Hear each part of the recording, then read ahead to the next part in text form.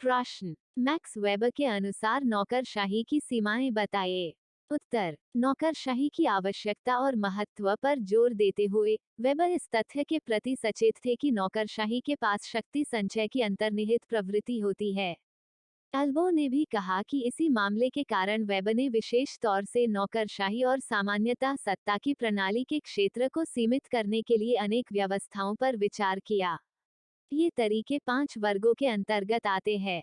1. सामूहिकीकरण। 2. शक्तियों का विभाजन। 3. अव्यवसाय प्रशासन। 4. प्रत्यक्ष लोकतंत्र। 5. प्रतिनिधित्व। 1. सामूहिकीकरण। सामूहिकीकरण सिद्धांत एकाधिकार तंत्र के विपरीत है।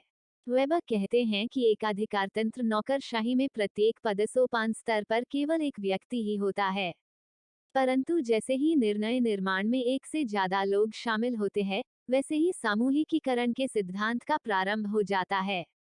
सामूहिकीकरण नौकरशाही की भूमिका को सीमित करने में भी मदद करता है, परंतु इसके परिणामस्वरूप उत्तरदायित्व निर्धारित करने और निर्णय लेने के गति के संदर्भ में भी नुकसान होता है। 2. शक्ति का विभाजन। शक्ति के विभाजन का अर्थ है कि एक ही उत्तरदायित्व या कार्य को 2 या 2 से अधिक निकायों में बांटना। इसमें सभी संबंधित निकायों को समझौता करना पड़ता है ताकि वे किसी एक निर्णय पर पहुंच सके। इससे नौकरशाही को एक ही संस्था द्वारा निर्णय लेने के एकाधिकार से मुक्त कराने में मदद मिलती है।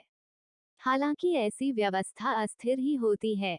3. अव्यवसाय प्रशासन। अव्यवसाय प्रशासन के अंतर्गत प्रशासन उन लोगों द्वारा चलाया जाता है जिनके आदेश का सार्वजनिक सम्मान और सामान्यतः विश्वास हो और उनके कार्य अलाभकारी हो।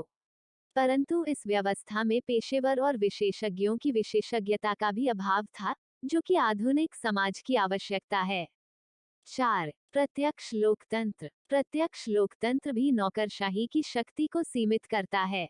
इस व्यवस्था के अंतर्गत अधिकारियों का निर्देशन किया जाता है और सभा के प्रति ही जवाबदेही होती है।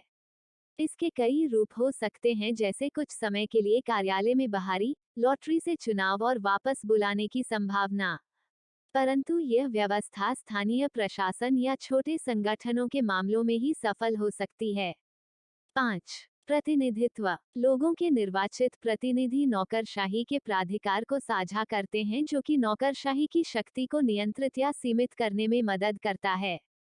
परंतु यहाँ यह संभावना भी है कि इन प्रतिनिधियों का नौकरशाहीकरण ही हो जाए। हालांकि वेबर मानते हैं कि प्रतिनिधित्व द्वारा नौकरशाही पर नियंत्रण की काफी संभावना है। अतः वेबर नौकरशाही के अत्यधिक सत्तावादी भूमिका के प्रति सचेत थे, इसलिए वह नौकरशाही की भूमि को सीमित करना चाहते थे। यहाँ प्रशासन तंत्र को नियंत्रित करने की आवश्यकता थी।